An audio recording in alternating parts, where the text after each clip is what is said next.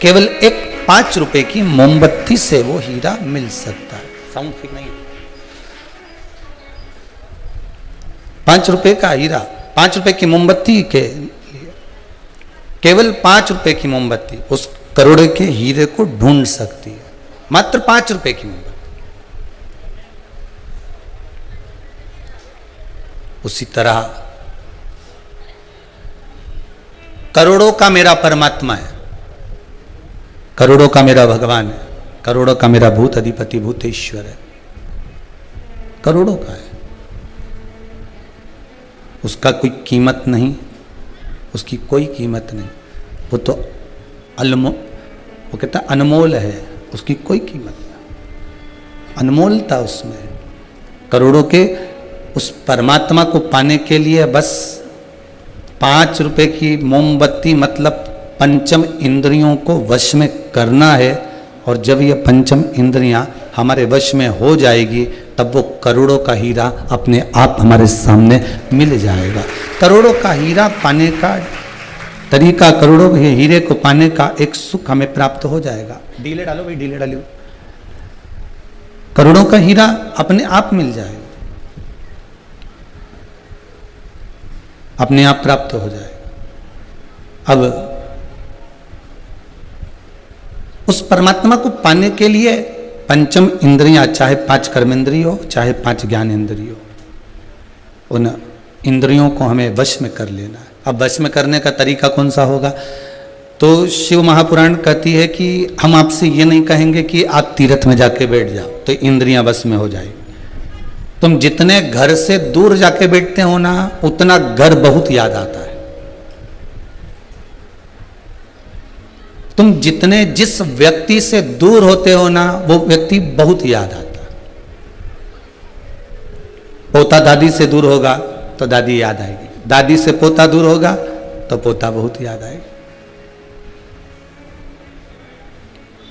मां से बेटी भी दूर होती है तो बेटी बहुत याद आती है, और बेटी से मां दूर होती है तो मां बहुत याद आती है। आप बहुत दूर जाकर तीर्थ में बैठकर अगर हम कहें कि आप भगवान का भजन करो और भगवान आपको मिल जाएगा, तो हम तो ये कह नहीं सकते, हम ये नहीं बोल सकते कि मिलेगा कि नहीं मिलेगा। क्योंकि तीर्थ में जाने के बाद भी अगर आपका मन, तीर्थ में जाने के बाद भी आपकी चित्तवृत्ति, तीर्थ में जाने के बाद भी आपका भाव, तीर्थ में जाने के बाद भी आपकी वृत्ति अगर परिवार में, नातों में, रिश्तों में, कुटुंब में, कबीले में लगी हुई है, तो फिर परमात्मा मिलेगा कैसे? घर में रहो, परिवार में रहो, अपने कुटुंब में रहो, अपने कुल में रहो, और अपने परिवार में रहकर अगर एक बार भी अगर भगवान का नाम ले लिया,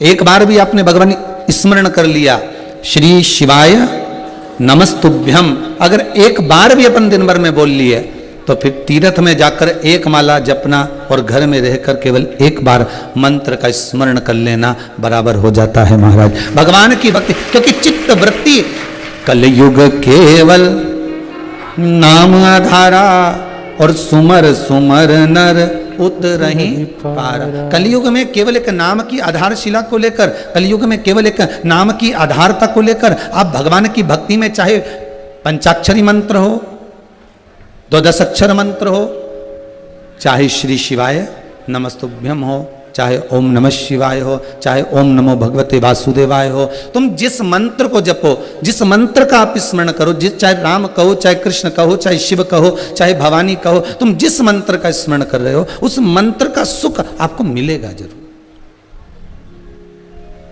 उस मंत्र का सुख आपको प्राप्त जरूर होगा, पर मंत्र हृदय से जपा हुआ होना चाहिए। और जिस दिन मंत्र इस हृदय चित्त में समाहित हो जाएगा, उस दिन परमात्मा को मिलने में देरी नहीं लगेगी, परमात्मा मिल जाएगा।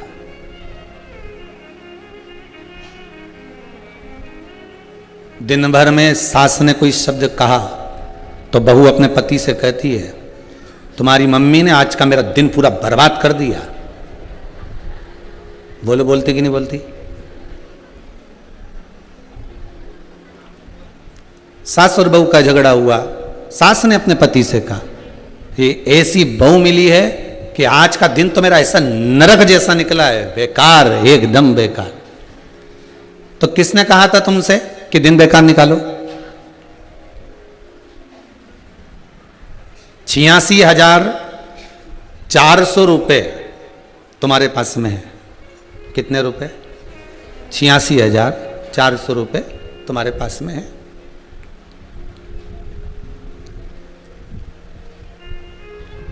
और मान लो 86,400 रुपए में से 10 रुपए तुम्हारे किसी ने चुरा लिए।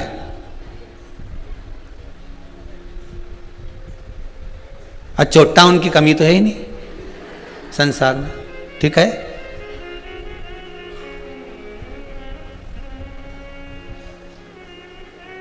लेवी कथा में कहा,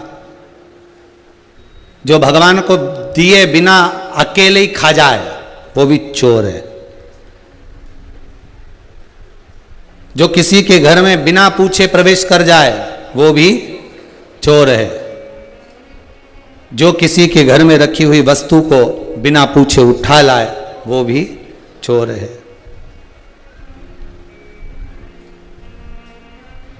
किसी वस्तु को, दूसरे की वस्तु को अपना प्रेषित कर दे वो भी चोर है। और 5वें नंबर का चोर, माता पिता को दिए बिना अपने कमरे में ले जाकर चुपचाप से गजक, काजू, बिस्कुट, वेफर अपने कमरे में पत्नी के साथ या अपने बच्चों के साथ बैठकर खा ले और बूढ़े माँ बाप को एक रत्ती का नहीं दे, वे भी बहुत बड़ा चोट्टा है, वो भी चोर।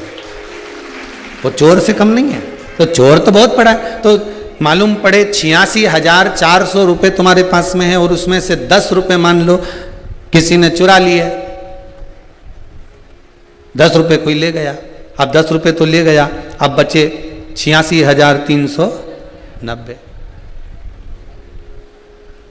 अब तुम क्या करोगी?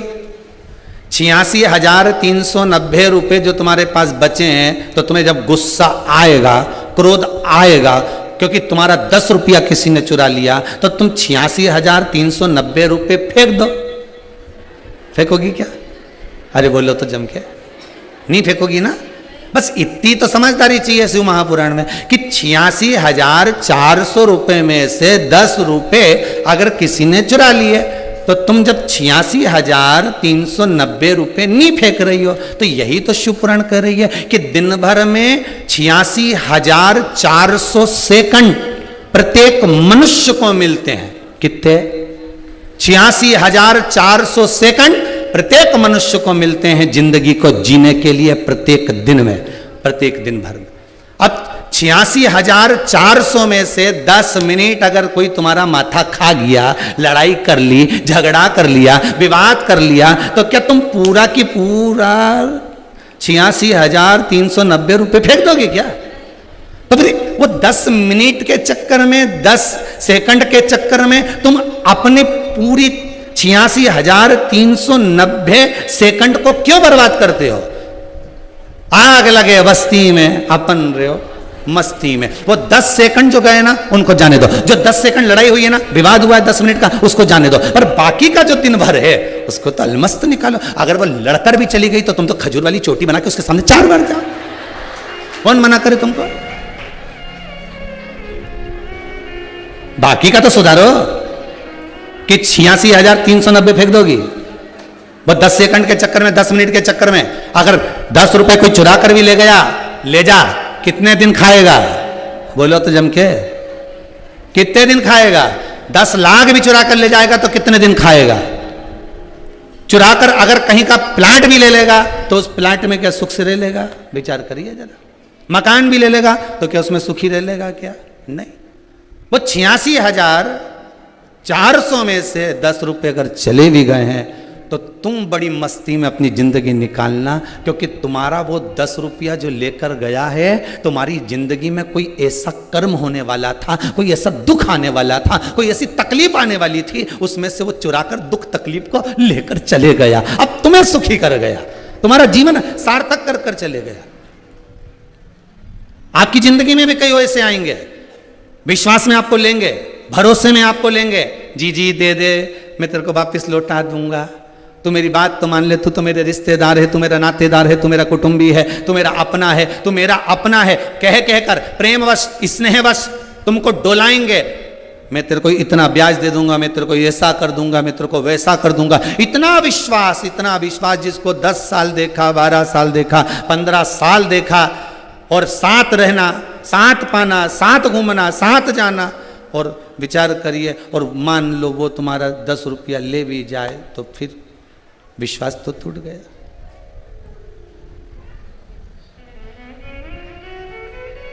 करो धोखा।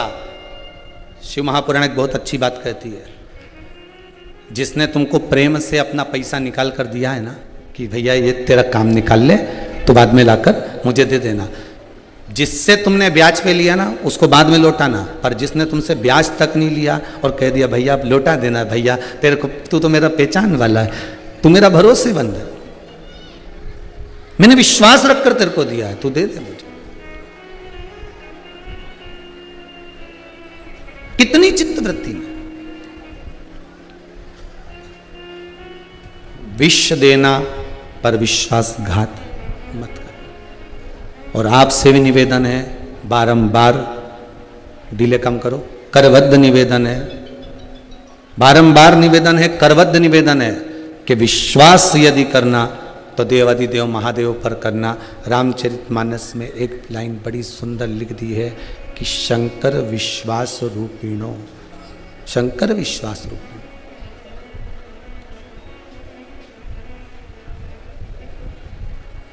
रामचरितमानस में एक बात बड़ी सुंदर लिखी है कि शंकर विश्वास का प्रतीक है, शिव विश्वास का प्रतीक है। किसी पर करो ना करो, पर भगवान पर विश्वास जरूर करो। शंकर पर विश्वास जरूर करो। आज एक बच्ची कह रही थी, गुरुदेव मेरी माताजी का कैंसर का ऑपरेशन हुआ था, कहीं बैठी होगी वो, उसकी आहार नली निकाल दी गई थी। कहाँ बैठी है बच्ची वो? कहीं बैठी, ये खड़ी। देना जरा इसको माइक, देना बच्ची को, कॉर्डलेस दो।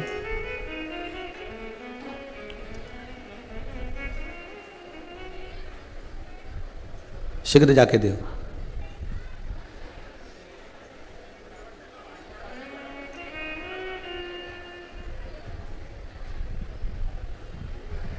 बच्ची कह रही थी, गुरुदेव मेरी माताजी की आहार नली का कैंसर का ऑपरेशन हुआ था, गला चले गया था। क्या हुआ था बेटी? हेलो सर, मेरी माताजी को ना गले में कैंसर की थोड़े से लक्षण थे, फिर धीरे धीरे इलाज करवाया तो बढ़ते गया उनका कैंसर। मैक्सिमम 1 ग्राम की समथिंग उनकी वो निकली थी गठान, उसमें बोलने की नली और सांस लेने के लिए चली गई। और यहाँ पर मेरी माताजी 2 बार आई और थोड़ी उनकी आवाज़ खुल गई और थोड़े पहले से ज़्यादा स्वस्थ हो चुकी है। बाबा की कृपा। नमस्कार, बैठ जा बेटा। अगर विश्वास है तो शिव है। यहाँ फिर निवेदन करूँगा, कोई बेल नहीं, कोई भभूति नहीं, कोई आप और हमारा मिलन नहीं, मिलना भी नहीं है आपको। आप तो बस विश्वास लेकर जहाँ बैठे हो, भले आस्था चैनल पर कथा श्रवण कर रहे हो, चाहे जहाँ बैठकर कथा का तत्व श्रवण कर रहे हो, जहाँ बैठकर आप कथा को सुन रहे हो, आस्था चैनल पर, फेसबुक, यूट्यूब पर, रिटर्न बढ़ा, जिस जगह पर बैठकर कथा का रसतत्व आप ग्रहण कर रहे हो, जिस जगह पर बैठकर आप कथा को श्रवण कर रहे हो, बस विश्वास रखकर शिव महापुराण की कथा को अपने हृदय चित्त में उतारिए। बाबा स्वतः कृपा करता है, उसकी कृपा में कोई कमी नहीं रहती।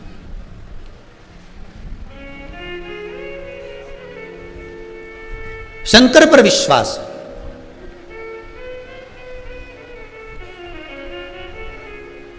शिव पर भरोसा हो, दृढ़ता हो। एक और पत्र किसी का है, बड़े सुंदर, बहुत सारे पत्र इतने पढ़े नहीं हो।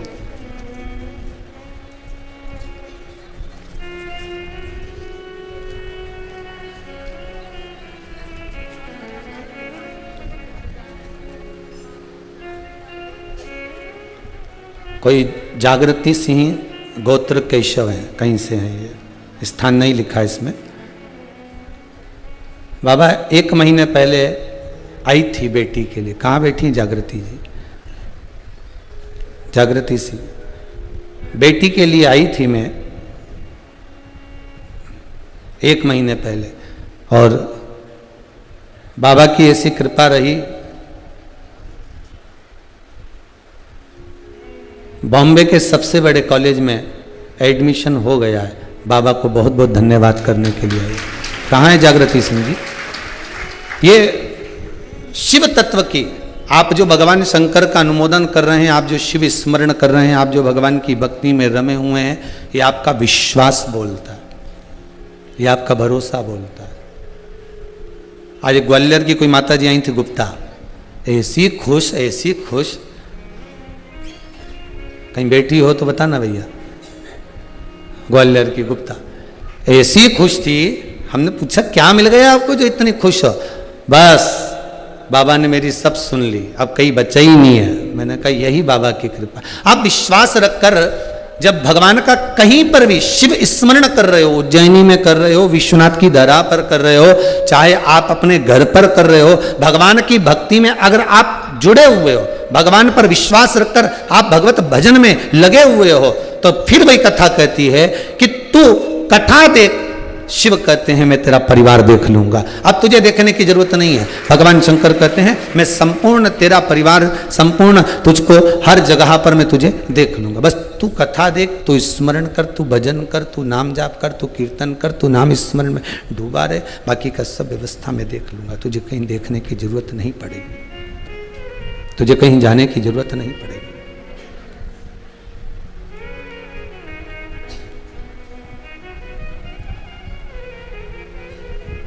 शिव कथा किसी के चक्कर में, किसी के लिए 10 मिनट अगर विवाद हो भी गया तो बाकी का 86,390 सेकंड अपना सुधारने का प्रयास करिएगा, अपने को संवारने का प्रयास करिएगा। और जब वो 86,390 सेकंड हमारे संवरेंगे, हमारे सुधरेंगे, हम उनको जब संवार लेंगे, हम उनको जब सुधार लेंगे, तो वो 10 सेकंड जो गए हुए हैं वो किसी काम के नहीं रहेंगे, उसका कोई मोल तत्व नहीं रहेगा। अगर जीवन में दुख आया है और वो दुख मान लो जीवन में आया और बहुत तकलीफ दे रहा है, तो शिव स्मरण में डूब जाओ, भगवान की भक्ति में रम जाओ, धीरे धीरे धीरे धीरे वो दुख अपने आप कट जाए। कि भोला सब दुख काटो, सब दुख काटो, शिव शंकर जपो तेरी माला, भोले बाबा जपो तेरी माला, भोला सब दुख काटो माला, ओ भोला सब दुख काटो। वैश्य है मंगल मंगलकारी, वैश्य है मंगल मंगलकारी, अवधूत रूप तुम्हारा, अवधूत रूप तुम्हारा, भोला सब दुख काटो, ओ भोला सब दुख काट। भगवान के पास अगर हम आए हैं विश्वास लेकर, बाबा से अगर हमने विनती करी है कि विश्वास लेकर आए हैं, मेरा दुख, मेरी तकलीफ, मेरे कष्ट को आप काट दीजिए, तो बाबा क्यों ना काटेगा, क्यों नहीं काटेगा तकलीफ को, क्यों नहीं काटेगा आपके दुख को। शिव पुराण कर रही है, मैना, धन्या और कला, पितरों की 3 बेटियां।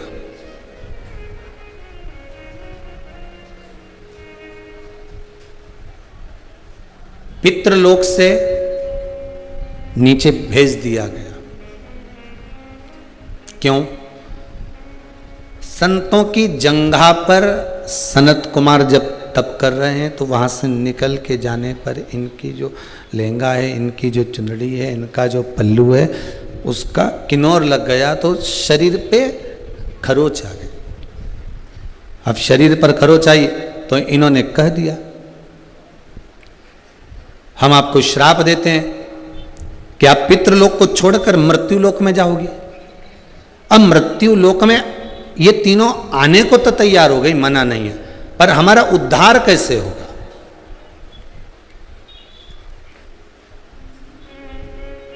माना भोलेनाथ हमने पूर्व में पाप किया है। आप तो सीधी सीधी शंकर जी से एक बात बिल्कुल कह आया करो, माना हमने पूर्व में बहुत पाप करा होगा, छल करा होगा, कपट करा होगा, बेईमानी करी होगी, प्रपंच करा होगा, झूठ बोला होगा, माना हमने करा होगा। और कौन देखने गया पूर्व का कि करा कि नहीं करा? पर भगवान के सामने अपनी गलतियों को गिना दो कि हमने करा होगा, और उसी का आज हमको दुख मिल रहा है, उसी का हो सकता है कि तकलीफ आ रही, उसी का कष्ट मिल रहा है।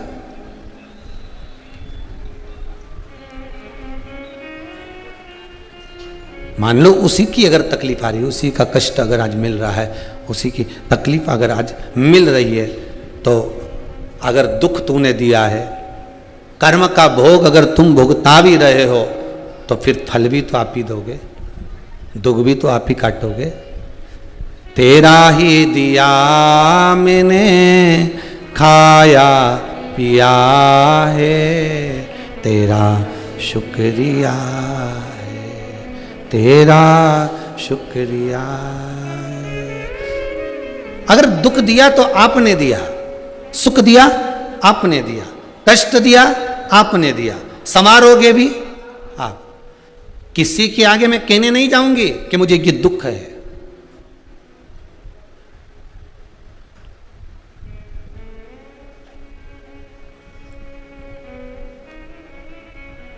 मैं किसी के आगे बोलने के लिए नहीं जाऊंगी कि मुझे ये तकलीफ है।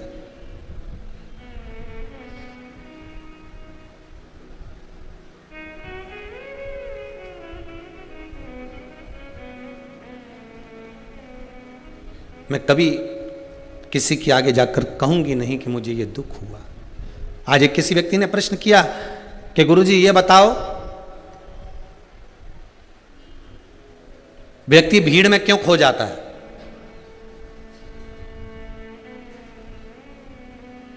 व्यक्ति भीड़ में क्यों खो जाता है? परशु महापुराण की कथा तो कहती है कि भीड़ में व्यक्ति कभी खोता ही नहीं है, वो तो जब अकेला निकल जाता है तब खो जाता है। सबके साथ रहेगा तो खोएगा क्या? अरे बोलो तो सही नहीं। तुम 5, 6, 8, 10 तुम्हारे साथ में अगर कोई आया हुआ है, तुम्हारे साथ कुंभ का मेला देखने के लिए आया है, जब तक वो भीड़ में है खो नहीं सकता। कहने वालों ने गलत कहा कि भीड़ में व्यक्ति खो जाता है। भीड़ में कभी नहीं खोता। व्यक्ति जब अकेला होता है तब खो जाता है, जब वो अहंकार में होता है तब खो जाता है, जब वो वासना में होता है तब खो जाता है, जब वो आसक्ति में होता है खो जाता है, जब वो तृष्णा में होता है खो जाता है, जब वो लोभ में पड़ जाता है तब वो खो जाता है।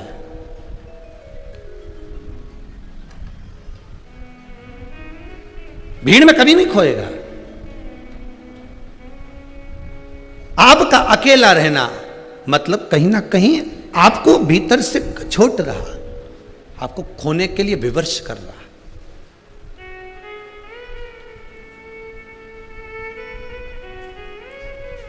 और हमारा तो कहना है संसार के लोगों में खोने से अच्छा है कि उस महादेव में खो जाइए। एक बार शंकर के मैंने सारे सहारे छोड़ दिए, बस तेरा सहारा काफी। एक अकेला उसका सहारा लेकर भी आप अपनी जिंदगी की डोर को आगे बढ़ा रहे हो तो यह पक्का है कि वो देव आदिदेव महादेव संभाल लेगा। पर पूरा छोड़ के चलना, पूरा। जैसे मंदिर में फोड़ा गया सड़ा नरियल। आप में से जितने लोग मंदिर जाते हो ना, हनुमान जी के मंदिर में नरियल फोड़ा, राम जी के मंदिर में, देवी जी के मंदिर में जो नरियल फोड़ा, नरियल अच्छा निकल गया तो हनुमान जी के तो इतनी सी चिटक चढ़ाई, इतनी सी। ने बाकी के साथ झोला में थाली में रख के ले आई और घर लाके चक्कू से निकाल निकाल के ने सारा घर का लोग निपटा गया, सारा घर का लोग खा गया ओके।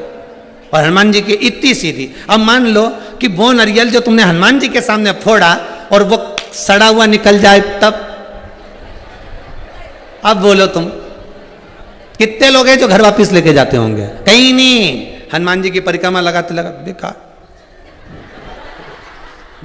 हनुमान जी की परिक्रमा लगाते लगाते हनुमान जी के पीछे भेगी आएगी, साइड में रख देगी, वो तो बेकार निकला। अब ले जा घर, चीटक निकालने चल तो खा, पर नहीं, वो बेकार निकल गया इसलिए वहीं छोड़ दिया।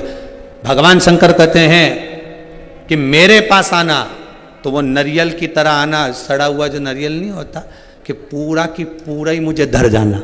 मतलब तेरा दुख, तेरा सुख, तेरी तकलीफ, तेरा कष्ट, तेरे को जैसा चल रहा है बस तू पूर्ण मेरा होकर आना और मेरा समर्पित होकर मुझे ही छोड़कर चले जाना, फिर मैं निपट लूंगा। कि नरियल अंदर से कैसा है? शंकर जी को कभी नरियल फोड़कर नहीं चढ़ता, शिव जी को तो आखा चढ़ता है। अब वो अंदर से अच्छा है बुरा है? शिव जी कहते हैं मुझे फोड़ फोड़ा का मत चढ़ा दूँ तो तुम सड़ा सड़ा यहाँ पटक जाओ, अच्छा अच्छा सब घरे ले जाओ। शंकर जी तो कह रहे हैं तेरी जिंदगी भी नरियल की तरह है, तेरा जीवन भी नरियल की तरह।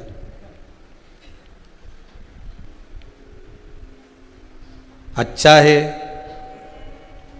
बुरा है, तेरी जिंदगी भी नरियल की तरह है। तो इसको मत देख कि जीवन अच्छा है कि बुरा, तो नरियल मेरे दरवाजे पे छोड़ जा।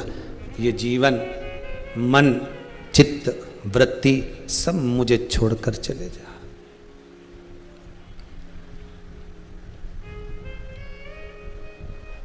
दरबार में भोले बाबा के दुख दर्द मिटाए जाते, दुनिया के सताए लोग यहाँ सीने से लगाए,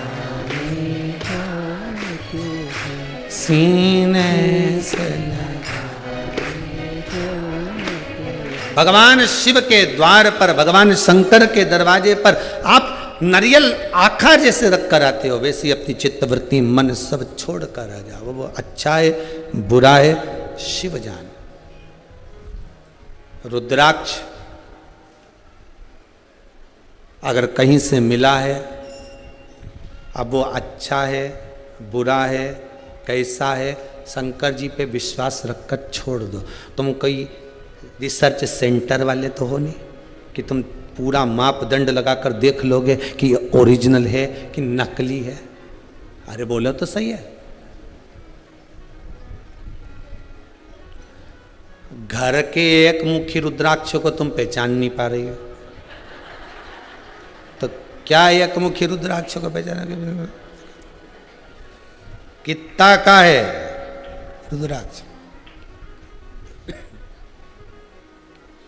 1500 रुपए का। असली है? ISI का मार्क लगा हुआ है। अच्छा, अब मार्क तो इन पे भी लगा हुआ था शादी के पहले। बहुत जोरदार घर की लड़की है, इतनी बढ़िया, उसकी मम्मी इतनी सीधी सादी, मतलब ISI मार्क।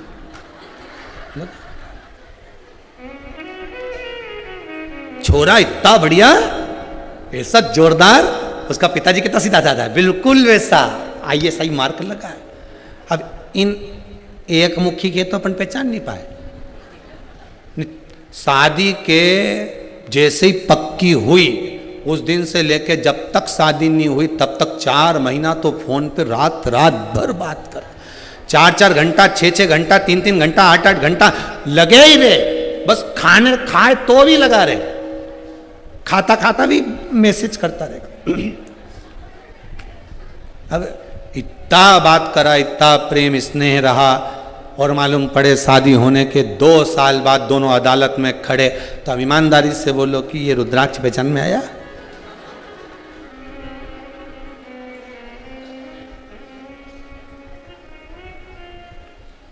अब रुद्राक्ष पहचान में नहीं आया तो अब क्या क्या हो?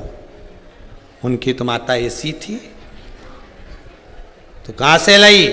बस वह दुकान से लिया। आओ अब विचार करिए जरा, विश्वास।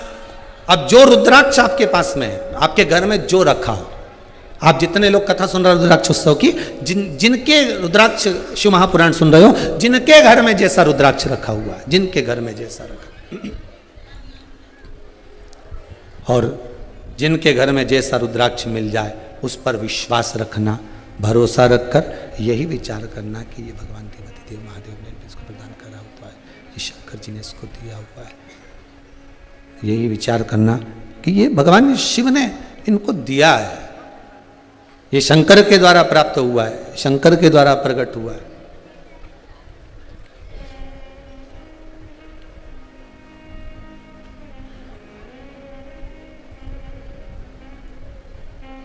पर जब कोई वस्तु हमारा कार्य ना करे तो विश्वास डोलता है। डोलता है कि नहीं डोलता? बताओ, मैंने कितने अरमान से, कितने अरमान से, कितने विश्वास से मैंने एक कार्य किया था।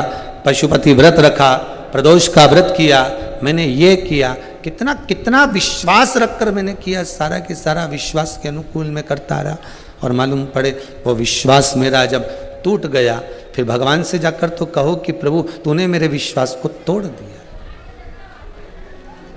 मैंने कितना भरोसा करा, मैंने कितना विश्वास किया, और मेरे भोलेनाथ से, मेरे कुबेरेश्वर महादेव से, मेरे विश्वनाथ, मेरे उज्जैनी नरेश महाकाल बाबा से केवल इतना सा विनय है, आशा का दीपक बाबा बुझने न देना, अपने चरण से लगा कर रख। बस इतना जरूर करना बाबा कि ये जो आस जुड़ी है, विश्वास जुड़ा है, भरोसा जो जुड़ा हुआ है, जो विश्वास, जो भरोसा, जो आस जुड़ी हुई है, ये कभी समाप्त ना हो।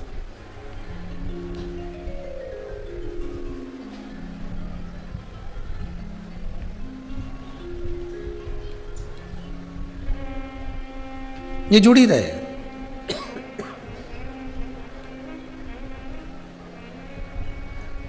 विपदा हमारी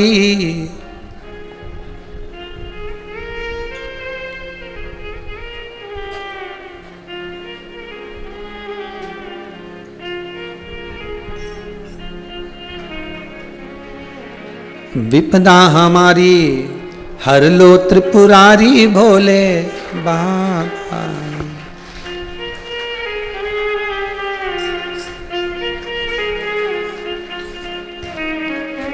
जय हो। बमा बम भोले शंकर, गले में नाग भयंकर।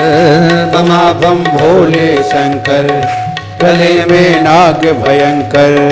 बमा बम भोले शंकर, गले में नाग भयंकर। बमा बम भोले शंकर, गले में नाग भयंकर। विपदा हमारी हर लो त्रिपुरारी भोले बाबा। विपदा हमारी हर लो त्रिपुरारी भोले बाबा। विपदा हमारी हर लो त्रिपुरारी भोले बाबा। विपदा हमारी हर लो त्रिपुरारी भोले बाबा। बमा बम भोले शंकर, जय हो। गले में नाग भयंकर। बमा बम भोले शंकर, गले में नाग भयंकर। बमा बम भोले शंकर, गले में नाग भयंकर। बमा बम भोले शंकर, गले में नाग भयंकर। जय हो। जय हो।